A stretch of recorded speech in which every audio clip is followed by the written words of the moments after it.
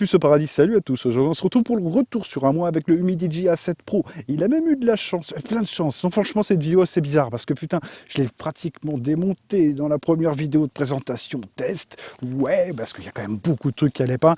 Et juste le matin, avant de partir, je mets les clés dans le contact. Je me dis, tiens, je vais vérifier s'il n'y a pas de mise à jour. Putain, une mise à jour de 173 ébos, mais bon, on va aborder ça, j'ai tout noté.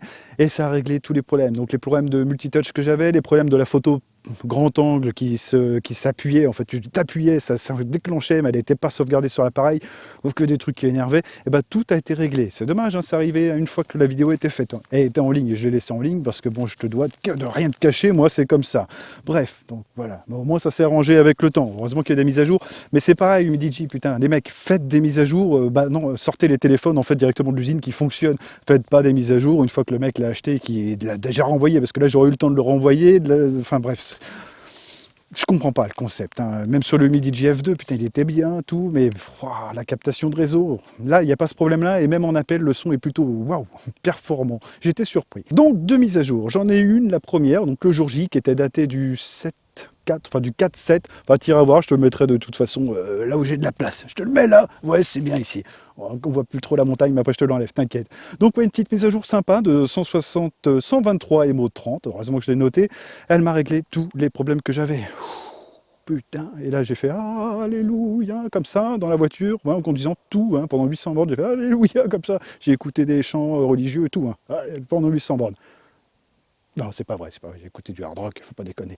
Donc, plus de problème au niveau du tactile, bien, c'est du 5.1 multitouch, pas du 2,3 doigts, tu sais, style, non, pas du 2,3, vraiment du 5 doigts multitouch. C'est pas ouf, mais pour le prix, ok, ça me choque pas, surtout qu'en plus le prix a baissé. Moi, tu verras, je t'ai chopé des prix là, très sympa. Donc, la deuxième mise à jour, de 79 EMO 63, alors pareil, hein, toutes les mises à jour que j'ai eues, il y a marqué que ça réglait le HDR.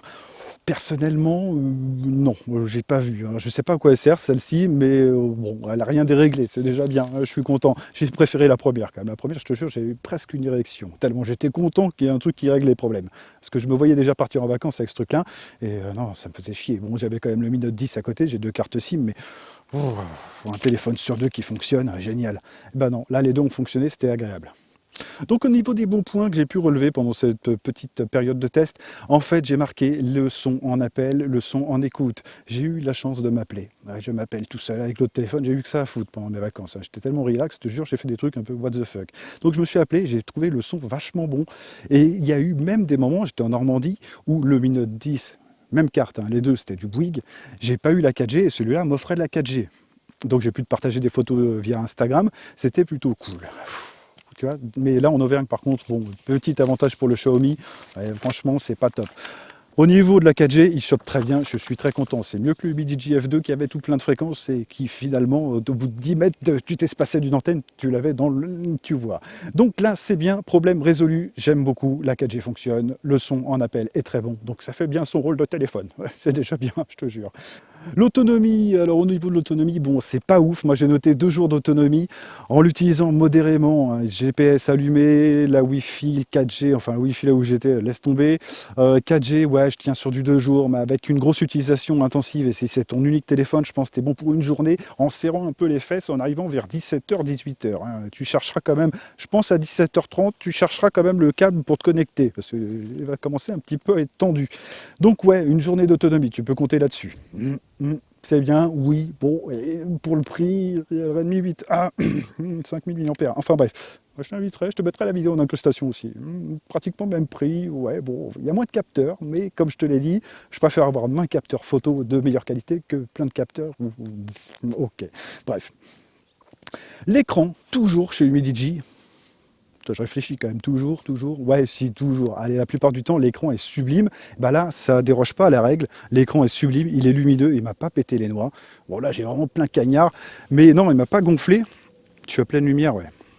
Pleine lumière. L'écran est lisible. Bon, là, comme ça, tu le verras peut-être pas parce que j'ai fait un autre réglage, mais l'écran est lisible. J'ai pu compter sur lui pour faire des photos. Donc, ouais, bien. Moi, ça m'a pas posé de problème. L'écran est beau. Ouais, ça, c'est très bien pour le prix. Franchement, j'en demandais pas moins. Heureusement. Au niveau de la photo, ouais, justement. Alors, plein de capteurs, c'est intéressant. Hein, c'est intéressant d'avoir de la macro, d'avoir plein de trucs. La macro, c'est rigolo, ça va t'amuser 5 minutes, mais au bout d'un moment, tu vas dire... Non, laisse tomber, c'est pas intéressant. Vaut mieux zoomer avec le capteur principal, à la limite, hein, ou oublier la macro. C'est pas ouf, ça fait le jeu, ouais, ça marche, mais c'est chiant. En plus, le capteur macro, il est toujours à l'autre bout du truc. Donc, ce qui fait que tu te mets en face de la cible à 2 cm. Je te le rappelle, il n'y a pas de mise au point automatique, c'est vraiment de la mise au point manuelle. C'est un argument, je trouve, ça c'est un plus. Pour moi, personnellement, je trouve ça moins chiant. C'est vrai qu'avec du focus picking, ça aurait été bien, comme j'avais évoqué dans la première vidéo, mais bon, ouais, allez, vas-y, soit, c'est très bien. Par contre, tu es à 2 cm de la cible. Donc, le soleil, s'il est de dos, hein, pour avoir le bon éclairage, eh ben, en fait, le téléphone fait de l'ombre. Donc, inutilisable. Ou c'est très dur. Bref, donc ça c'est un peu le problème. Je voudrais moi un objectif macro ici ou sur un pop-up ou j'en sais rien, mais un truc où c'est réfléchi quoi. Là c'est juste de la copier-coller de tous les autres et tous les autres ils font des conneries et là c'est dommage. Tu aurais pu éventuellement faire quelque chose de mieux. Bon, c'est pas grave, tu me diras, c'est que de la macro et la plupart des gens ils s'en foutent. Mais ouais, bah justement, aller sur Redmi 8A, il fait Redmi 8A. Quoi? Non, c'est rien. Ok, bref. Au niveau du grand angle, oui, ça fonctionne. Oui, bon, c'est pas ouf non plus. Donc ça, tu verras, je t'ai fait des photos en Normandie, je t'ai fait le Mont-Saint-Michel, je t'ai fait un peu tout ça. Ça va, même avec le capteur principal, il y a 2-3 moments où c'était cool, mais ça manque un peu de peps, ça manque surtout d'options dans l'application photo. Et tu es obligé de passer par autre chose. Là, je suis resté sur l'application de base, mais putain, si tu peux passer par Open Camera ou une autre application, peu importe, moi j'utilise celle-là, mais pour booster un peu les couleurs, booster un peu les trucs, parce que ça reste que du JPEG, et après à la retouche, sur Instagram, ça va, ça passe, mais alors en vrai, si tu l'as fait développer ou si tu l'as fait un peu en fond d'écran sur ton PC par exemple, des remontées gastriques, ouais, mais c'est parce que je viens de faire la vidéo après manger, ça aide pas. Mais bon, là aussi, quand même, le capteur photo, ça n'aide pas. Hein. Remontée gastrique quand tu fais vraiment un agrandissement. J'en mettrai peut-être du coup quelques-unes sur Flickr, je te mettrai un lien Flickr, parce que la première fois, je t'en avais pas mis, parce que franchement, ça valait pas le coup. Mais là, au moins, tu vas pouvoir te faire une idée, j'essaie de te mettre un peu tout. Alors, il y aura quoi 5, 6 photos, je te mettrai le lien en description, tu te feras une idée par toi-même. Le fichier tel quel, sans retouche. Voilà, tu te fais ton idée par toi-même. Alors, juste un petit truc aussi, un petit point qui pourrait être réglé avec une mise à jour, c'est que là on est sur de la DDR4, donc au niveau de la RAM, ça se veut fluide. Et au niveau fluidité, j'avais des trucs plus fluides avec 2 Go de RAM en DDR3. Alors là sur Facebook surtout, c'est flagrant, j'essaierai de te montrer un plan. Et c'est qu'en fait, tu sais, tu slides pour voir un peu ce qui s'est passé de la journée, tous tes potes, machin, ouais c'est rigolo. Mais putain le truc, il y a des latences, il a du mal à afficher des pauvres photos déjà compressées. Et je me dis DDR4, ouais, plus DD que R4 quand même. Hein. Là c'est fou. Bah, tu te feras ton idée aussi, mais là ça demanderait une petite mise à jour, je pense, pour régler un peu le problème, parce que non, ça la fout mal quand même. Hein. Tout le reste du truc, j'ai pas eu de noter de soucis. Sur Instagram, un petit peu, des fois, il manque un peu de fluidité comme ça, mais sur YouTube et autres, bon, ça va.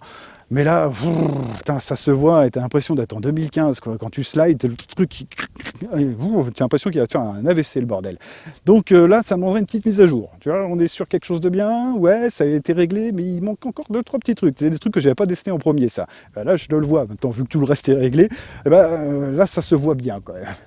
Donc, où trouver maintenant le téléphone? Alors, les prix ont baissé. Sache que donc il existe en 2 variantes, en 128 et en 64. Les deux ont le même RAM. C'est du 4 Go de RAM en DDR4. Bon, plus DD, comme je t'ai dit, que R4. Mais bon, ok, bref, ça peut peut-être régler bientôt, j'en sais rien. Donc, sur Amazon France, directement livré de France, avec les 30 jours de rétractation. Quand même. Donc tu le trouves en version 128 à 139,99 €. Ça te plaît pas, tu as 30 jours pour réfléchir, boum, tu renvoies dans la boîte tout propre et tu es remboursé. Mais ça peut valoir le coup.